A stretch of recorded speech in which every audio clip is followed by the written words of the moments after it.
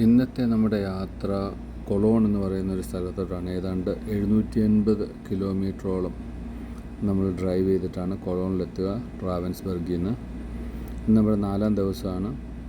എല്ലാവർക്കും നമ്മുടെ പുതിയ വീഡിയോയിലോട്ട് സ്വാഗതം. നമ്മൾ ആക്ച്വലി ഇതിന് മുമ്പ് കൊളോണിൻ്റെ അടുത്ത് ക്ലീവ് എന്ന് പറഞ്ഞൊരു സ്ഥലത്ത് താമസിച്ചിട്ടുണ്ട്. അപ്പം കുറച്ച് നാൾ, ഒരു വർഷത്തോളം ആ ഏരിയയിൽ നമ്മളുണ്ടായിരുന്നു. അപ്പോൾ അതുകൊണ്ട് അവിടെ ഒന്ന് കാണാൻ വേണ്ടിയാണ് ഇപ്രാവശ്യം പോകുന്നത്. ഈ കാണുന്നതൊക്കെ കൃഷിയിടങ്ങളാണ്. നമ്മളുടെ ഈ ഹൈവേയുടെ 2 സൈഡിലും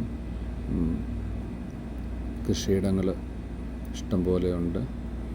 ഇതിങ്ങനെ ത്രൂ ഔട്ടായിട്ട് നമുക്ക് അങ്ങ് കൊളോൺ ചെല്ലുന്നതിന് വരെ നമുക്ക് ഇങ്ങനത്തെ കൃഷിപ്പാടങ്ങളും അതുപോലെ തന്നെ പൂക്കളിൻ്റെ പാടങ്ങളും അങ്ങനെ ഇതെല്ലാം നമുക്കിവിടെ കാണാൻ പറ്റും. നമ്മൾ യാത്ര ആരംഭിച്ചിട്ട് ഏതാണ്ട് 7 മണിക്കൂറോളമായി. നമ്മൾ ഏറെക്കുറെ കൊളോണിൻ്റെ അടുത്തുള്ള ഭാഗങ്ങളിൽ എത്തിയിട്ടുണ്ട്. ഇതിപ്പം കൊളോൺ ഏരിയ തന്നെയാണ്. നമ്മളങ്ങനെ കൊളോണിൻ്റെ ഒരു മാർക്കറ്റിലെത്തി വണ്ടി പാർക്കൊക്കെ ചെയ്ത് നമ്മളിപ്പം ഈ ഒരു ഭാഗത്തൂടെ ഇങ്ങനെ കറങ്ങുകയാണ്. ഇതിനടുത്ത് തന്നെയാണ് റൈൻ നദിയുടെ ഒരു ബോട്ടിങ് ഇതൊക്കെ ഉള്ളൊരു സ്ഥലം. നമ്മളിപ്പം ശരിക്കും പറഞ്ഞാൽ അവിടോട്ടാണ് നമ്മൾ വന്നത്. അത് കാണാമെന്നുള്ളൊരു ഐഡിയ വെച്ചിട്ടാണ് നമ്മൾ വന്നത്.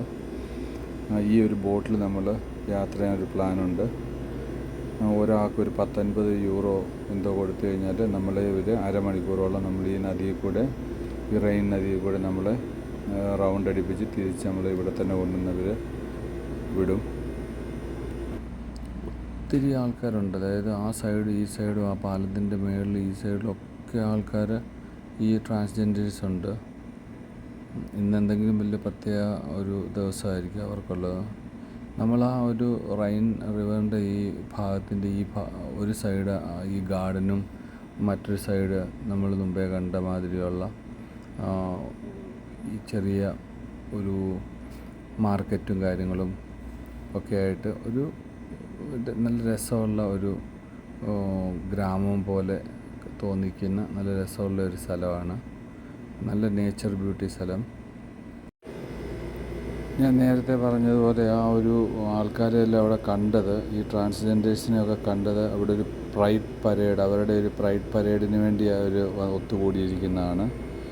ഒത്തിരി ആൾക്കാരുണ്ട്. ഒത്തിരി കൂടുതൽ യങ് ജനറേഷനിലുള്ളവരെയാണ് കാണാൻ പറ്റുന്നത്. അവർ ഈ ഒരു ഭാഗത്തും അതിൻ്റെ അക്കരെ സൈഡിലും അതുപോലെ തന്നെ ഈ പാലത്തിൻ്റെ മുകളിലും ഒക്കെ ആയിട്ട് വളരെയധികം ആൾക്കാരുണ്ട്. എല്ലാം ട്രാൻസ്ജെൻഡേഴ്സാണ്. നമ്മളിവിടെ കുറേ നേരം സമയമെല്ലാം സ്പെൻഡ് ചെയ്തിട്ട് നമ്മളിനി അടുത്ത ഡെസ്റ്റിനേഷനിലോട്ട് പോവുകയാണ്.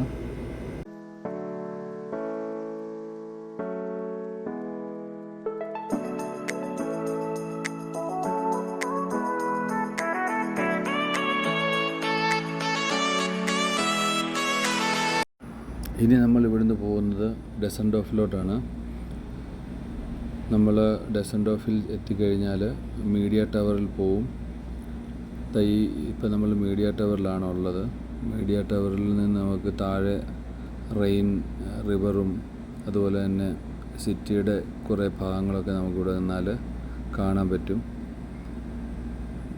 ധാരാളം ടൂറിസ്റ്റുകൾ വന്ന് ഇവിടെയൊക്കെ എക്സ്പ്ലോർ ചെയ്യുന്ന ഒരു സ്ഥലം തന്നെയാണ് മീഡിയ ടവർ. ഇത് റൈൻ നദിയുടെ ഒരു ഭാഗമാണ്. നമ്മളിതിൻ്റെ മറ്റൊരു ഭാഗത്തായിരുന്നു നേരത്തെ ബോട്ട് യാത്രയൊക്കെ നടത്തിയത്. അത്യാവശ്യം വലിയൊരു സിറ്റിയാണ് ഡെസൻഡോഫ്. അങ്ങനെ നമ്മൾ ഇവിടെ നിന്ന് ഇറങ്ങി നമ്മൾ നേരെ പോകുന്നത് ഇവിടുത്തെ ഒരു സ്റ്റേഡിയത്തിലോട്ടാണ്. ഡോർട്ട്മണ്ട് എന്ന് പറയുന്ന സ്റ്റേഡിയത്തിലോട്ട്. നമ്മൾ ഇതിനടുത്ത് തന്നെ ആയിരുന്നു. അങ്ങനെ നമ്മൾ ഡോർട്ട്മണ്ട് സ്റ്റേഡിയത്തിൽ വന്നു. ഡോർട്ട്മണ്ട് സ്റ്റേഡിയത്തിൽ നമ്മൾ അതിനകത്തൊക്കെ കയറാനുള്ള ഒരു ട്രയങ്ങിലാണ്. ഇവിടെ എന്തോ പണി നടക്കുന്നത് കൊണ്ട് അകത്തോട്ട് കയറ്റി വിടുമെന്നറിയില്ല. നമ്മളിതിൻ്റെ റിസപ്ഷൻ നോക്കിയപ്പം വന്നു വീട്. ഇതാണ് റിസപ്ഷൻ. പക്ഷേ ഇവിടുന്ന് നമുക്ക് അകത്തോട്ട് കയറ്റി വിടുന്നുണ്ട് അവർ. നമ്മളിവിടെ അകത്ത് കയറി കുറച്ച് മെയിൻ്റനൻസ് വർക്കുമൊക്കെ എന്താ നടക്കുവാണ് ഇവിടെ. നമ്മൾ ഇവിടെ കാണുന്ന മ്യൂണിക്കിലൊക്കെ കാണുന്ന സ്റ്റേഡിയം പോലെ സെയിം അലയൻസ് അരീനയൊക്കെ പോലത്തെ സെയിം പ്രാധാന്യമുള്ള അതുപോലത്തെ ഒരു വലിയ സ്റ്റേഡിയം തന്നെയാണ് ഇത് ജർമ്മനിയിൽ. നമ്മളങ്ങനെ സ്റ്റേഡിയമൊക്കെ കറങ്ങി കണ്ട് ഇവിടെ കുറേ നേരം സ്പെൻഡ് ചെയ്തതിന് ശേഷം നമ്മുടെ ഇനിയുള്ള നമ്മുടെ പ്ലാൻ എന്ന് പറയുന്നത് സ്റ്റേഡിയം എല്ലാം കണ്ടു കഴിഞ്ഞ് ഇനി തിരികെ നേരെ ഹോട്ടലിലോട്ട് പോകാമെന്നുള്ളതാണ് നമ്മുടെ പ്ലാൻ.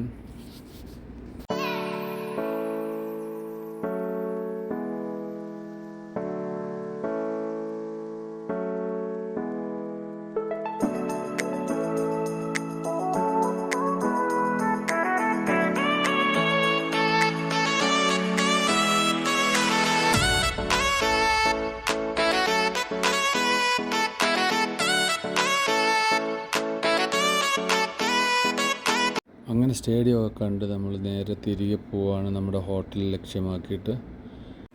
ഇനി നമുക്ക് നാളെ നമ്മുടെ യാത്ര ക്ലീവിലോട്ടാണ്. നമുക്ക് ക്ലീവിലെ വിശേഷങ്ങളൊക്കെ ആയിട്ട് നമുക്ക് അടുത്ത വീഡിയോയിൽ കാണാം. എല്ലാവർക്കും ബൈ ബൈ.